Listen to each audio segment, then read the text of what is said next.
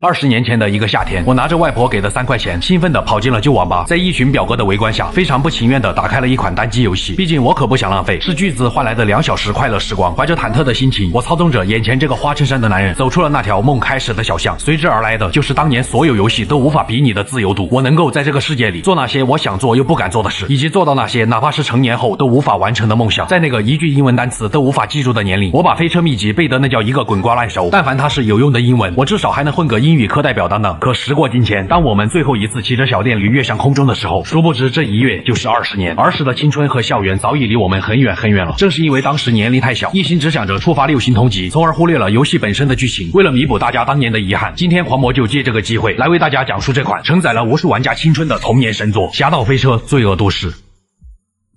故事的背景发生在名叫罪恶城的城市，而一个极端家族的首领桑尼，为了教训破坏家族生意的人，于是便安排他手下的最强打手汤米·维塞迪前往了自由城的哈伍德地区。可就在汤米抵达以后，他却遭到了11个杀手的包围。为了采取正当防卫手段，汤米只能反包围了11个杀手。最后汤米因为防卫过当，导致他禁区踩了15年的缝纫机。15年转瞬即逝，汤米也成功踩烂了缝纫机。恰好这时极端家族首领桑尼想要在罪恶城的南方开展极端面粉的生意，毕竟面粉这东西不但量大管饱，还可以做出各种美食。可碍于桑尼的家族不能直接出面做这种极端生意，于是他们想到了刚出来的汤米，这个曾经反包围11名杀手的哈伍德屠夫，就是他们用来趟这趟浑水的最佳人选。不久后，带上巨款的汤米抵达了罪恶城的机场，前来迎接他的是有点神经质的律师肯。他们这一次的目的就是与当地的极端面贩万斯和兰斯兄弟俩开展商业合作。很快，他们便驱车来到了交易码头，而面贩兄弟也驾驶直升机降落。哥哥万斯提着货物走了下来。就在双方交易即将完成的时候，一伙全副武装的不明势力竟然偷袭了他们。猝不及防之下，万斯和2名保镖当场殒命。弟弟兰斯驾驶直升机离开，汤米和律师肯也赶紧开车逃离。惊魂未定的2人逃到了律师肯办公室外的巷子里。他们各自分开后，汤米回到了自己住的海景酒店，拨通了极端首领桑尼的电话。当桑尼知道这场交易失败，甚至还钱货两空的情况后，怒不可遏的他瞬间破防，立即对汤米破口大骂，并让其补偿损失。尽管汤米心中也憋着一口气，但他只能强压怒火，向桑尼做出保证，一定会将钱和货拿回来。在将酒店的电话挂断以后，汤米前往了律师肯的办公室。他们现在要做的就是找到那个抢走他们货物的人。可现在一贫如洗的汤米想要找到线索，只能先在罪恶城扎稳脚跟。在肯的帮助下，汤米换上了一身帅气的西装，并向路人借来了一辆炫酷的摩托，一路前往码头参加一位小国上校举办的派对。整座城市的大咖都来到了上校的游艇上，而这些光鲜亮丽的大咖们私底下却都在做着极端致富的勾当。上校作为之前交易的牵头人，自然也知道了汤米被抢走货物的事。他其实也在调查幕后黑手，但这种事情还是需要花点时间才能查清楚。上校也是毫不吝啬，让自己不带奔驰的女儿梅赛德斯照顾一下汤米。梅赛德斯也对一表人才的汤米瞬间有了好感，于是便向汤米介绍起了派对上的重要人物，其中不乏有业界高层、当红女明星以及房地产大亨，甚至还有乐队领唱和导演界的鬼才。但最重要的一位还得是罪恶城龙头大面枭迪亚兹。就算是开放的梅赛德斯，一见到这位大面枭迪亚兹，也会显得非常的反感和不自在。可见迪亚兹这人霸气歪楼。于是汤米骑上借来的摩托，带着梅赛德斯离开了这个是非之地。当务之急还是得找到被抢的货物。为了寻找线索，汤米在律师肯的建议下，前去拜访了一个叫保罗的人。以他对罪恶城的了解，一定知道被抢货物的去向。果不其然，乐于助人的保罗在明白了汤米的困难后，立即说出了一家酒店的大厨最近在厨房偷偷卖面粉做的烤面筋，赚的那是盆满钵满。毕竟汤米前脚没了20公斤面粉，后脚这个大厨就卖起了烤面筋。汤米想也没想，赶紧前去找到了大厨。大厨也是一个狠人，对着汤米来了一句你瞅啥以后，便立即拳脚相向。汤米无奈之下只能拿起火箭筒自卫。与此同时，之前与汤米进行交易的面贩兰斯也出现在了这里。原来因为哥哥万斯的死，兰斯也在调查杀死哥哥的凶手。尽管2人有着相同的目标，但汤米还是觉得做个独行侠挺好。在与兰斯分别后，大厨这一条线索也断掉了。再加上如今的汤米面临着身无分文的窘境，于是律师肯给汤米介绍了一个罪恶城的房地产大亨艾弗里。艾弗里想要教训一下不愿将地皮卖给他的送货公司。为了碎银几两，汤米前去送货公司的工地上捣乱，彻底搅黄了他们的生意。艾弗里见汤米确实有些本事，于是给他安排了更多的任务。汤米先是前往无法携带武器进入的高尔夫球场，劝退了艾弗里的竞争对手。为了帮助艾弗里拆掉已经被对手盖好的办公楼，汤米只能操纵起了号称童年噩梦的遥控直升机，对办公楼进行了完美拆迁。做完这一切，汤米暂时缓解了经济上的困难。在见识到了汤米的办事效率后，有权有势的上校表示可以全力调查被抢的货，当然帮忙也是有条件的，汤米必须为上校做一些事情。恰好他手下有个背信弃义的侏罗，需要汤米这样的人才去处理，毕竟闲着也是闲着。汤米毫不犹豫地送走了这位侏罗。之后他又帮助上校从快递员那里索要了价值不菲的法国制导芯片，但这也就此为上校埋下了祸根。见汤米勇武过人，上校再次给他安排了一个艰巨的任务，那就是前去拿回一个会经过城里的军事装备。想到此行的凶险，汤米不得不驾驶珍藏已久的坦克前去拿回军事装备。当汤米来到目标位置的时候，才发现原来上校想要的竟然也是一辆坦克。为了完成任务，汤米只能开着坦克前去抢走了另外一辆坦克。做完这一切，之前被抢的货物似乎也有了一些眉目。幕。不久后，上校受到了大面枭迪亚兹的保护委托，于是他便安排汤米前去保护迪亚兹交易面粉。毕竟汤米自己被抢的货物也是面粉，迪亚兹又是罪恶城的大面枭，或许能从他那里得到一些线索。就在汤米准备启程的时候，想要为哥哥报仇的兰斯也跟了过来，想要帮忙。汤米见多了个帮手，索性也就答应了下来。二人一起前往了交易现场，凭借过人的身手，汤米轻松便保护了迪亚兹，甚至还从妄图抢走货物的海迪帮手里拿回了迪亚兹的面粉。在见识到汤米的本事后，迪亚兹抛出了橄榄枝，而汤米和兰斯在之后的时间里，不但帮助迪亚兹清理了手下吃回扣的犹太人，还为他取得了一艘东海岸最快的船，成功获得迪亚兹的信任。经过了长时间的相处，汤米和兰斯也逐渐成为了挚爱亲朋、手足兄弟。他们也终于查出了杀死哥哥万斯和抢劫货物的主谋，而这个主谋正是大面枭迪亚兹。兰斯在知道了这件事后，想要立即前去为哥哥报仇，但汤米却觉得时机还未成熟。可兰斯却根本听不进去，他趁汤米不注意的时候，独自前去找迪亚兹寻仇。仅凭兰斯又怎么可能是一位大面枭的对手？结果只能落得偷鸡不成18米的下场。在得知了兰斯的情况后，汤米也顾不得自身危险，立马召唤坦克，径直冲进了被大量敌人占据的垃圾场。在绝对的力量面前，没有什么能够阻挡汤米对自由的向往。兰斯得以侥幸活了下来。如今他们和迪亚兹彻底撕破了脸，既然斩草，那就必须除根。二人仅凭一把火箭筒便杀进了迪亚兹的豪宅。在如此敌我悬殊的差距下，他们还是克服艰险，迎来了大仇得报的时刻。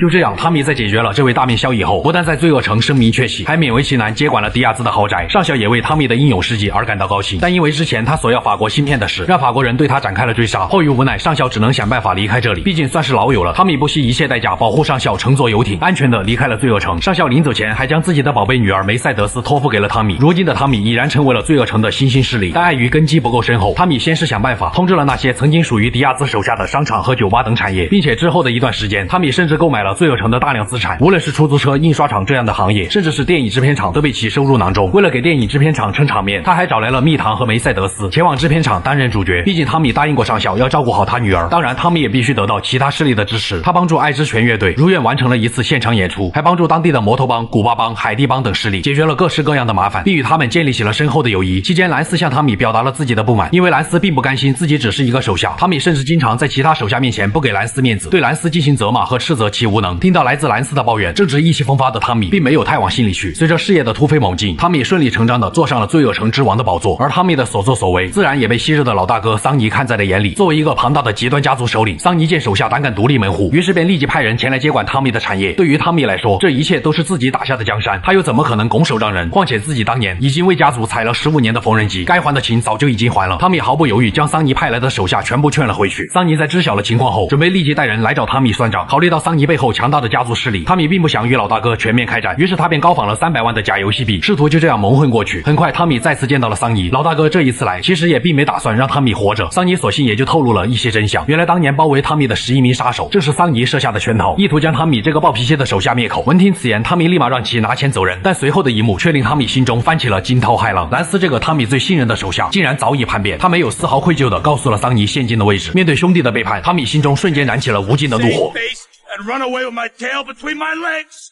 No, I just wanted to piss you off before I kill you. 下一刻，汤米仅凭一人之力死守住了装满现金的保险箱，并亲手结束了兰斯这个叛徒的生命。至于根本搞不清楚状况的老大哥桑尼，也倒在了雨点般的子弹之下。一场大战过后，只剩下了失神的汤米，孤独且落寞地坐在台阶上。本想逃走的律师肯不可置信地来到了汤米的面前，平复了一下心情。汤米告诉律师肯，如今再也不会有人来找麻烦了，他已经彻底巩固了自己罪恶城之王的地位。这也代表着属于汤米的时代结束了，但未来的 CJ 将会开启一个新的时代。我是修边狂魔，咱们圣安地列斯再见。